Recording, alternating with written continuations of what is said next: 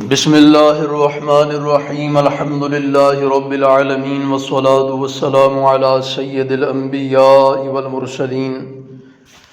حضرت سیدنا عبداللہ بن عباس رضی اللہ تعالی عنہما بیان فرماتے ہیں کہ چند صحابہ کرام ایک پانی کے مقام سے گزرے، قریب ایک قبیلہ تھا، اس قبیلے کے کسی شخص کو بچھو نے کاٹ لیا، تو قبیلے والوں میں سے ایک شخص ان صحابہ کرام کے پاس آیا اور آ کر کے پوچھنے لگا کہ کیا تم لوگوں میں کوئی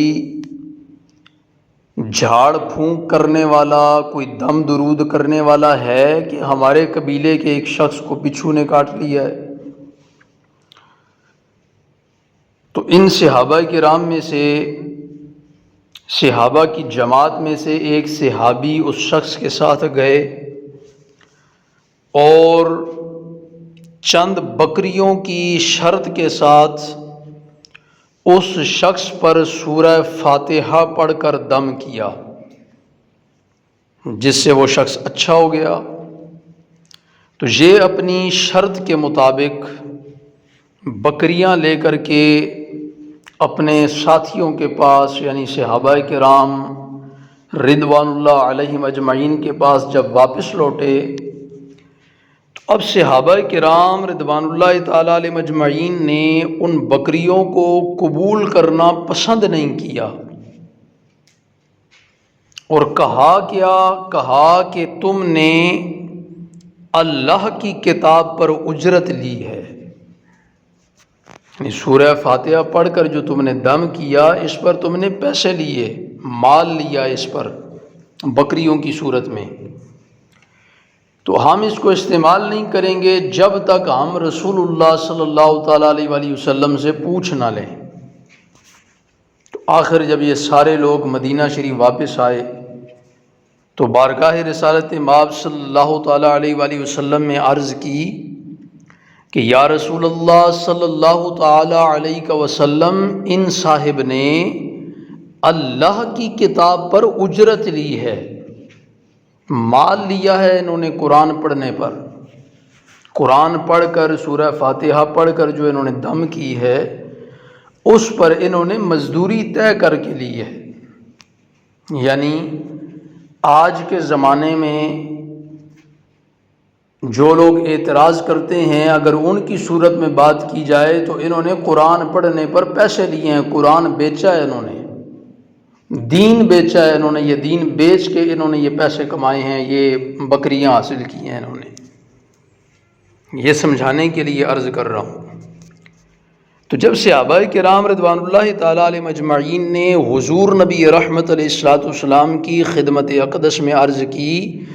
کہ یا رسول اللہ صلی اللہ تعالیٰ علیہ وسلم، ان صاحب نے اللہ کی کتاب پر اجرت لی ہے، تو رسول اللہ صلی اللہ تعالیٰ علیہ وآلہ وسلم نے ارشاد فرمایا، جن چیزوں پر تم اجرت لے سکتے ہو ان میں سب سے زیادہ حق اللہ کی کتاب کا ہی تو ہے کہ تم اس پر اجرت لو۔ اللہ اکبر۔ اس حدیث کو امام بخاری رحمۃ اللہ تعالی علیہ کتاب الطب کے اندر بخاری شریف میں اس باب کے تحت لے کر کے آئے کہ سورہ فاتحہ بڑا بہترین دم ہے، اور پھر سورہ فاتحہ دم کرنے کے بدلے میں بکریوں کا ریوڑ شرط لگا کے حاصل کیا صحابی رسول نے، اور یہ باقاعدہ باب باندھا امام بخاری رحمۃ اللہ تعالی علیہ نے اپنی کتاب بخاری شریف میں، اور راوی اس کے حضرت عبداللہ بن عباس رضی اللہ تعالیٰ عنہما ہیں۔ اور یہاں اس حدیث پاک میں بہت ساری باتیں حل ہو جاتی ہیں کہ کسی کو دم کرنا اور پھر پہلے شرط طے کرنا کہ اتنا مال دو، اتنا پیسے دو، اتنی قیمت دو گے تو میں تمہیں دم کروں گا، پھر اس شرط کے مطابق جب آپ دم کریں تو پھر وہ وصول کریں، وصول کر کے پھر اس کو استعمال کریں کیونکہ وہ حلال ہے۔ اور اس پر مہر نبی رحمت علیہ السلام نے لگائی۔ اور پھر اس حدیث پاک میں ایک بات یہ بھی اہم ہے کہ جب آپ کے پاس مال آئے کسی بھی ذریعے سے تو آپ اس میں پہلے چھان بین کر لیں کہ آیا یہ مال ہمارے لیے حلال ہے یا حرام۔ اگر حلال ہے تو پھر اس کو استعمال کرنا ہے، اگر حرام ہے تو پھر اس کو استعمال نہیں کرنا۔ یہ بات بھی اس حدیث پاک سے ہمیں پتہ چلتی ہے۔ اور پھر سب سے اہم بات جس پہ آج خصوصیت کے ساتھ گفتگو کرنی ہے وہ یہ کہ رسول اللہ صلی اللہ تعالیٰ علیہ وآلہ وسلم کی خدمت اقدس میں صحابہ کرام نے یہی اعتراض رکھا کہ یا رسول اللہ انہوں نے تو اللہ کی کتاب پر اجرت لی ہے، اللہ کی کتاب پر مزدوری لی ہے، اللہ کی کتاب پر مال حاصل کیا ہے انہوں نے۔ یعنی آج کے زمانے کے اعتبار سے ان لوگوں کا اعتراض کہ یہ دین بیچا جا رہا ہے،